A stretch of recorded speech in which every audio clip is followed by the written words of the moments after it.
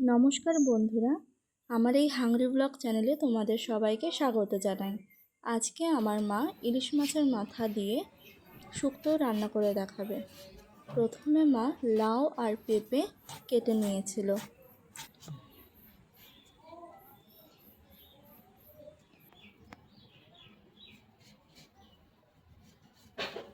এরপর লাউ আর পেঁপেগুলোকে ভালো করে ধুয়ে নিল। হালকা হলুদ দিয়ে ধুলে ভালো হয়।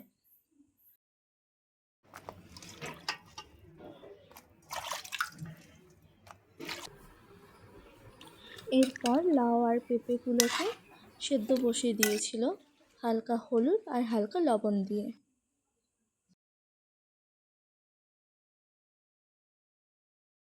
সেদ্ধ হয়ে আসার পর নামিয়ে নিল।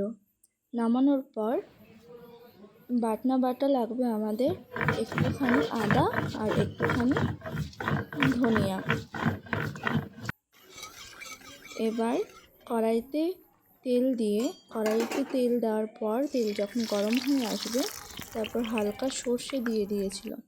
সর্ষে দেওয়ার পর দুটো তেজপাতা দিয়ে দিয়েছিল। তারপর দিয়ে দেবে যে বাটনাটা বেটেছিল সেটা।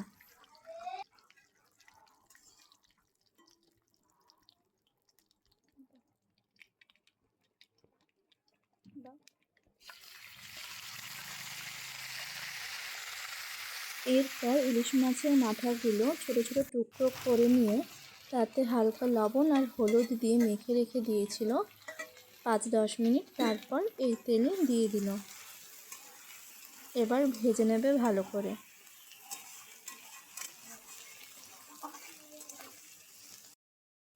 এবার পরিমাণ মতন লবণ আর পরিমাণ মতন হলুদ দিয়ে দেবে।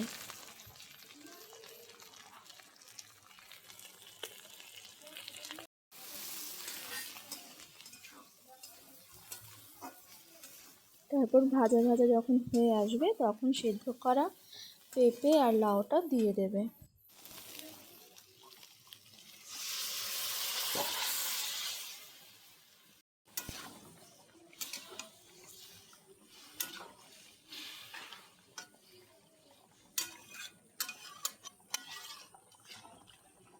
তোমরা চাইলে লাউ আর পেঁপেগুলো এরকম করে কেটেও দিতে পারো, আবার নাও দিতে পারো। এরপর ঢাকা দিয়ে রেখে দিতে হবে কিছুক্ষণের জন্য। ঢাকনাটা খুলে আবার এরকমভাবে নাড়াচাড়া দিয়ে কেটে নিতে পারো। এরপর দিয়ে দেব পরিমাণ মতন স্বাদ মতন চিনি। অনেকে শুক্তোতে চিনি খায় না, কিন্তু আমি তো চিনি ছাড়া খেতেই পারি না। তোমরা চাইলে নামানোর আগে হালকা জিরের গুঁড়োও দিতে পারো। মায়ের শুক্তো রান্না কিন্তু তৈরি হয়ে গেল। তোমরা এবার বাড়িতে এই রেসিপিটা ট্রাই করতে পারো। আর আমার চ্যানেলটিকে সাবস্ক্রাইব করে আমার পাশে থেকো।